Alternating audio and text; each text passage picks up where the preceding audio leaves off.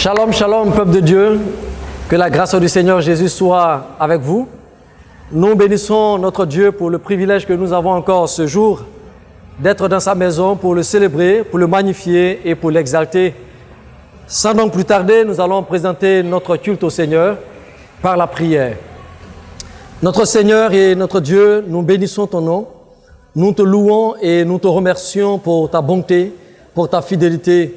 Et comme l'a dit le psalmiste, nous nous présentons devant toi ce matin pour te louer, pour te célébrer, pour te magnifier, parce que nous croyons que tu es le véritable Dieu.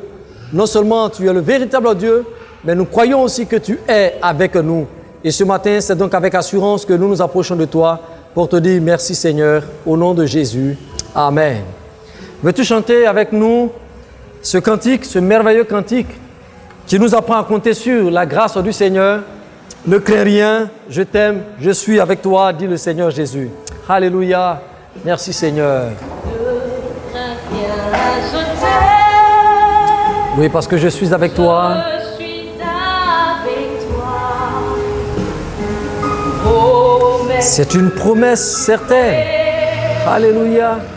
qui soutient ma foi. La sombre Même la sombre vallée n'a plus de terreur pour moi. n'a plus de terreur. Il vient te consoler, il vient te fortifier. Alléluia. Je marche avec mon sauveur. Non, Non, jamais tout seul. non, non, non, non, Jamais. jamais tout seul. Jésus, Jésus, mon sauveur, me garde. jamais ne me laisse seul. Non, non, non, non, non, non, non, jamais tout seul. Non, jamais tout seul. Jésus, Jésus, mon sauveur me garde. je ne suis jamais tout seul. Non, non, non. Non, jamais tout seul. Parce que Jésus est là.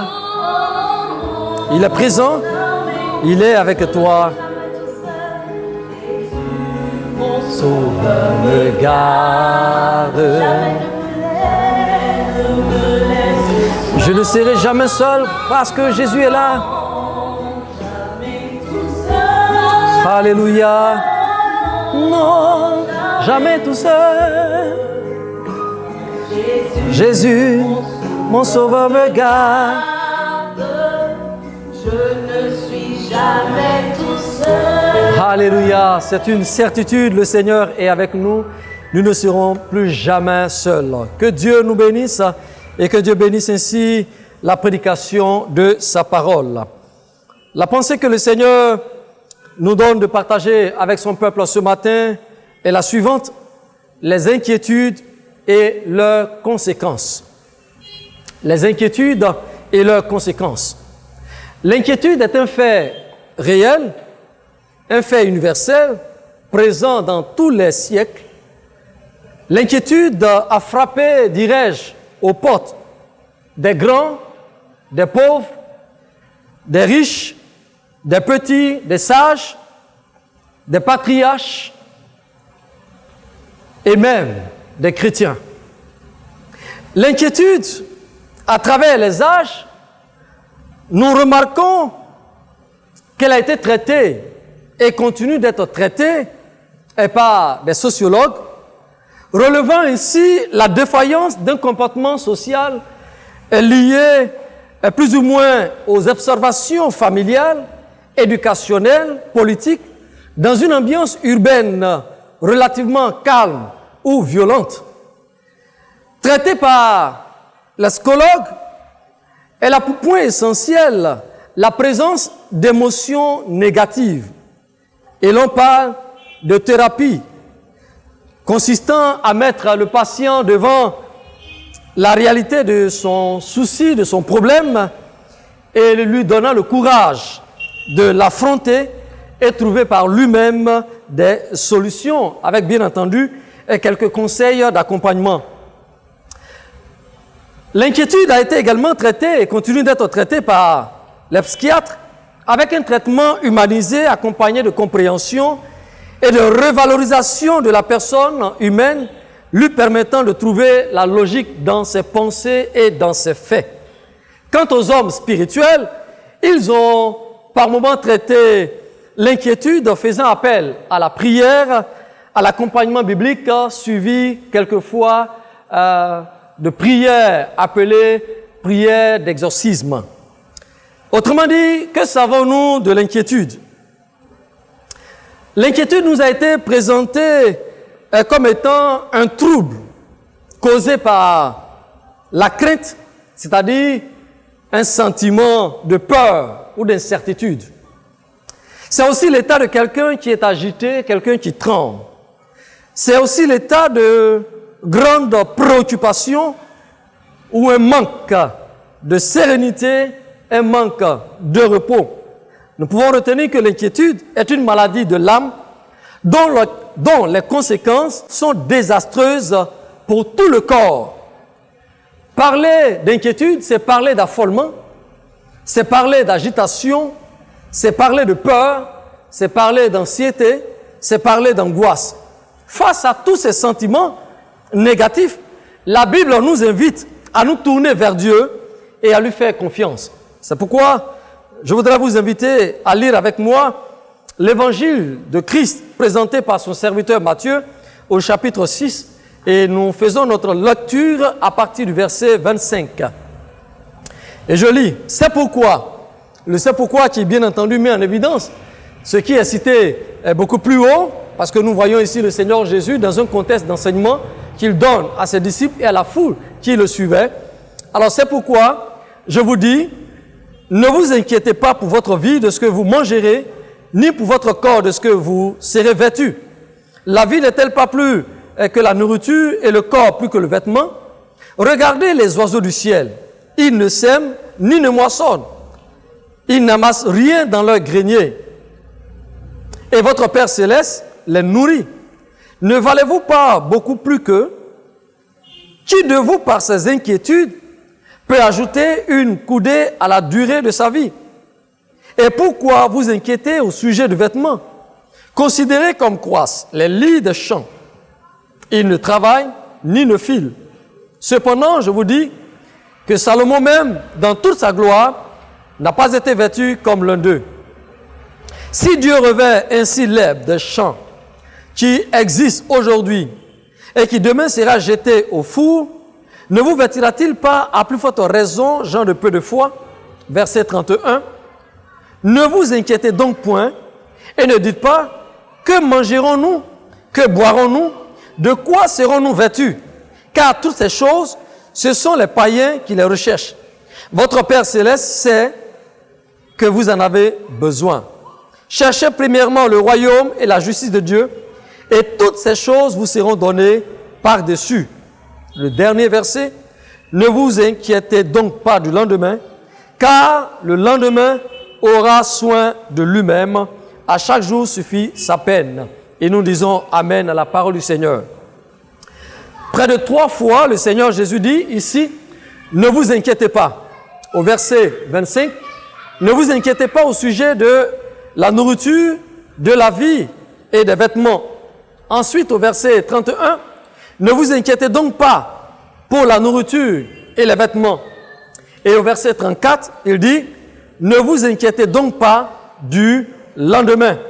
3 fois, ne vous inquiétez pas, avec des questions. Qui donc, par ses inquiétudes, peut ajouter une coudée à la longueur de sa vie? Ou encore la seconde question, pourquoi vous inquiétez? Alors, chers frères et sœurs, nous réalisons que l'inquiétude est un fait réel, comme nous l'avons dit tantôt. L'inquiétude est une réalité, mais le Seigneur, à travers sa parole, nous invite à placer notre confiance en lui et à déposer nos inquiétudes à ses pieds. Quelles sont les causes des inquiétudes ou de l'inquiétude? Nous pouvons citer plusieurs causes. Il y a les besoins vitaux, nommés par le sage, l'Ecclésiaste. Dans l'Ecclésiaste, le chapitre 2, le verset 22. Il y a aussi les soucis de ce monde, relevés par Marc au chapitre 4, les versets 18 et 19. C'est vrai que les soucis ou les inquiétudes sont quelquefois complexes et inavouées. On peut parler, entre autres, de la tristesse comme cause. Tout ce qui est l'objet de tristesse peut être source d'inquiétude. Et tout ce qui porte atteinte au bien physique, matériel, émotionnel, relationnel et moral peut être source de soucis ou d'inquiétude. Parlons des conséquences. Dans le Proverbe au chapitre 12, le verset 25, le sage dit que l'inquiétude abat le cœur de l'homme. Autrement dit, l'inquiétude peut porter atteinte à notre santé. Elle peut réduire notre efficacité. Elle peut influencer négativement nos relations. Elle peut affaiblir notre capacité de faire confiance au Seigneur. On dira autrement, l'inquiétude réduit notre foi, notre assurance et notre confiance dans le Seigneur. Lorsque nous nous mettons en peine, lorsque nous sommes inquiets, il nous est difficile de manifester la foi. Et nous sommes angoissés, nous sommes amers. C'est pourquoi nous l'avons dit, l'inquiétude peut avoir des conséquences sur nos relations. Lorsque quelqu'un est inquiet, il peut prendre tout le monde pour ses ennemis. Alors comment faire pour être guéri des inquiétudes? Le Seigneur ici, par la bouche de son serviteur, l'apôtre Paul, il dit, ne vous inquiétez de rien, mais en toute chose, faites connaître vos besoins à Dieu par des prières, par des supplications, tout en veillant à cela avec une entière persévérance. Nous avons donc comme remède face aux inquiétudes la prière. L'apôtre Paul nous invite à prier sans cesse. Il dit prier sans cesse, prier sans interruption, continuer de prier. Face à l'inquiétude, nous avons pour âme la prière. Bien-aimés frères et sœurs, prions devant les inquiétudes de la vie. Nous l'avons dit, les inquiétudes sont réelles. Elles sont là. Mais face à nos inquiétudes, permettons à Dieu de nous décharger en nous approchant de lui par la prière. Deuxième remède, il dit par des supplications. C'est aussi notre forme de prière.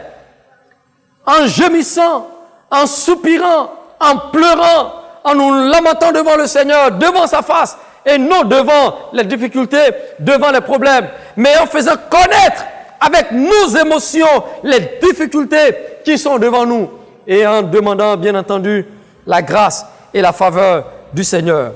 L'apôtre Paul dit, accompagner cela d'actions de grâce, c'est-à-dire, il faut remercier le Seigneur devant n'importe quelle situation, car la Bible dit, Dieu sait faire concourir toutes choses au bien de ceux qu'il aime et de ceux qui sont appelés selon son bon vouloir, selon son bon plaisir. Alors, face aux inquiétudes, nous sommes appelés à louer le Seigneur, à bénir le Seigneur. La louange est une puissance qui détruit les inquiétudes. La louange est une puissance qui nous entraîne dans les bras du Seigneur et nous fait oublier les réalités de la vie.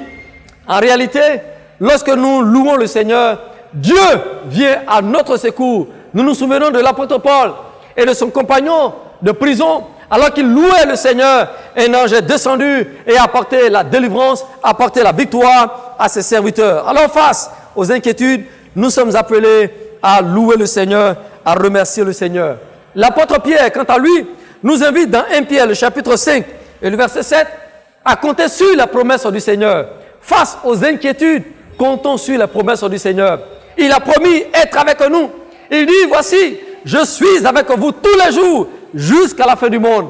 La présence du Seigneur nous rassure. La présence du Seigneur nous réconforte. La présence du Seigneur nous permet de marcher de victoire en victoire. Parce que Christ est là, n'ayons plus peur. Parce que Christ est là, nous avons la victoire sur les inquiétudes. Chers frères et sœurs, si le monde inconverti ne sait plus où aller, nous avons un repère. Christ est le chemin, il est la vérité, il est la vie. Avec lui, nous sommes rassurés. Il dit, n'ayez pas peur. Aux disciples, alors qu'ils étaient inquiets sur la mer, agités par le vent, agités par les flots, il leur disait, soyez calmes, c'est moi, rassurez-vous, n'ayez pas peur. Christ est avec toi dans ta barque, Christ est avec toi à la maison, Christ est avec toi dans cette épreuve. Alors assurément, tu auras la victoire. Alléluia. Je voudrais terminer en disant ceci. C'est un ordre que le Seigneur nous donne ici. Il dit, ne vous inquiétez pas. En même temps que c'est un ordre, c'est une parole rassurante. Car celui qui prononce cette parole est le maître des temps, il est le maître de tous les événements, il est le maître de toutes les circonstances. Alors, si Christ te dit, ne sois pas inquiet, sois rassuré, il est avec toi, il répondra à ton besoin, il répondra à tes préoccupations, il te conduira de victoire en victoire. Peuple de Dieu, soyons rassurés, Christ est avec nous. Alors, point d'inquiétude, parce que notre Dieu est le Dieu de victoire. Que Dieu vous bénisse et que sa grâce soit avec vous. Amen. Seigneur, merci pour la prédication de ta parole. Notre prière en ce jour est que nos cœurs soient remplis d'assurance, nos cœurs soient remplis de paix, nos cœurs soient remplis de joie, car les inquiétudes nous détruisent, nous réduisent au silence. Mais ta présence nous rassure, ta présence nous donne la victoire et elle nous permet d'avancer de victoire en victoire. Merci Seigneur de nous rassurer et de nous relancer dans la marche à part ton esprit. Au nom de Jésus-Christ. Amen. Amen.